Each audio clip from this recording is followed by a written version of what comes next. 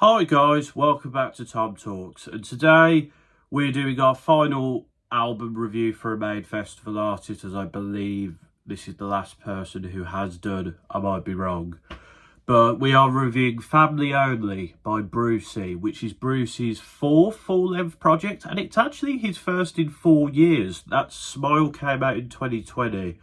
God, it doesn't feel like 4 years, but time flies, what can I say? So Bru-C has blown up quite a bit since the release of that project. Of course, No Excuses was massive, and he also went on to have hits with Nathan Dorr on Oh Baby and Lude with his remix of Kevin Little's Turn Me On. And he's pretty much established now as one of the main players in terms of the drum and bass scene of MCs.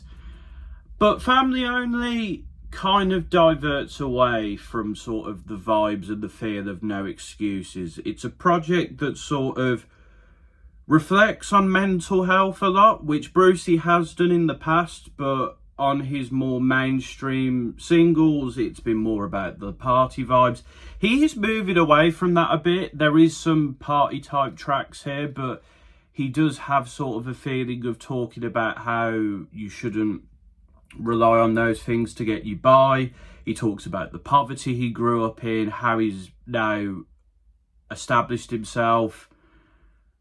And yeah, he's got a lot to say on this record, and it makes for an interesting listen. And in terms of the collaborators here, I mean, if you look at the production list, it's a heavy hitters list when it comes to people in drum and bass. You've got Todd the T, Chase and Status, Rudimental and Clips, Boo, Wilkinson, and of course you've got Shapes pretty much all over this album too. Boo is also on about 4 tracks here.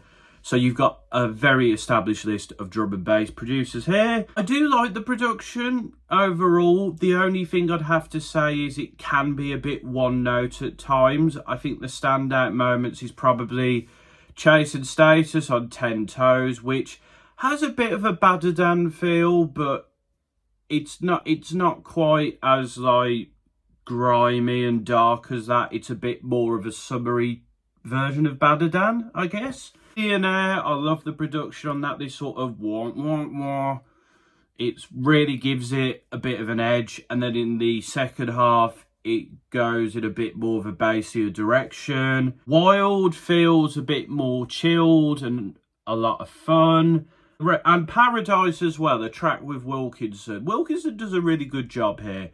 I feel like this track I wasn't massive on at the time because it felt a bit like a lane Bru-C had been down before. But this track has grown on me quite a bit, and it's a nice break on this record. But a lot of the times the production kind of feels like it's treading similar grounds. There's also the track Let Go, which samples World Hold On by Bob Sinclair, and it does very much rely on that sample. It sounds decent, and again, there's no bad production on here. I just wish there'd been a bit of variety, maybe a bit of bass line, maybe a bit of house on here, something to break it up a bit. But overall, the production is pretty solid and at times very good. In terms of the tracks here, Family Only, the title track, I think very much sets up what this album is going to be talking about, the themes that I've already expressed. It's got this like very melancholic sound to it. 10 Toes, I mean, it's a summer anthem. It's very much in the lane of a track like Badadan.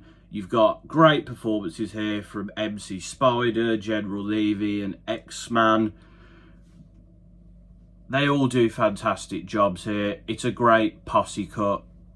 It's a hit. Millionaire, I really love the production on here. Bru-C's kind of, as I've said, Bru-C's kind of focusing on how he's a millionaire, but he doesn't feel good about himself. And it's a very interesting track as he's kind of reflecting on the success he's had over the last few years, but he himself doesn't quite feel at peace with himself. So it's interesting. Wild and Let Go were singles, and they're kind of like the more mainstream type of drum and bass. I still like them, and they do have some interesting things to say. Wild, it's like a fun party type track, but it contemplates on like getting messy and like you're doing it and you're going to have fun, but should you be doing it? Should you be drinking too much? Should you be doing drugs? So it's interesting in that respect.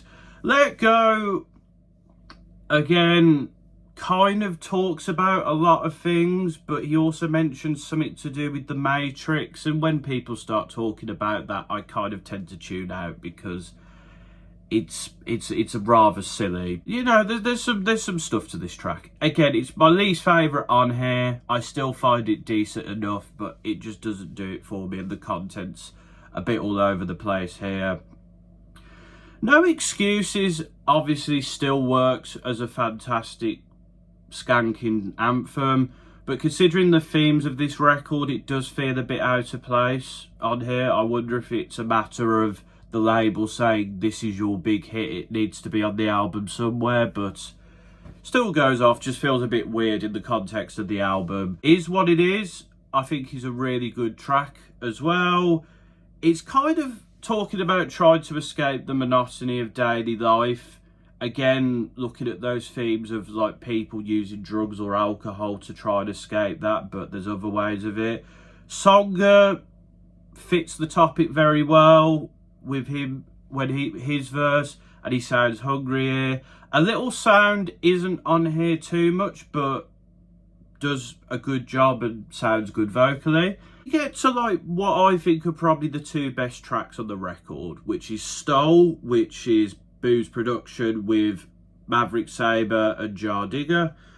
This is a really good track. It fits the theme of sort of let's focus on three different stories and tell them that usually have very negative ends, which MCs do tend to do. But it's done very well here. Maverick Sabre's always sounds good.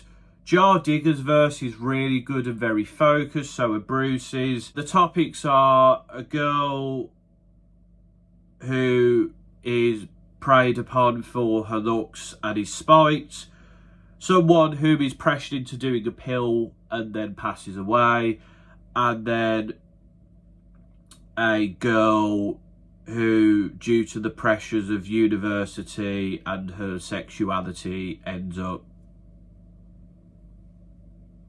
taking her life away. I don't know if I'm allowed to say that on YouTube. I know there's rules and stuff, but it's what the song's about. And I think this is talked about in a very mature way, a very poignant way, and the way it cuts off at the end, it like really hits you. It's like, oh, that's really sad and really upsetting. Whether these stories are true or not, I'm not 100% sure.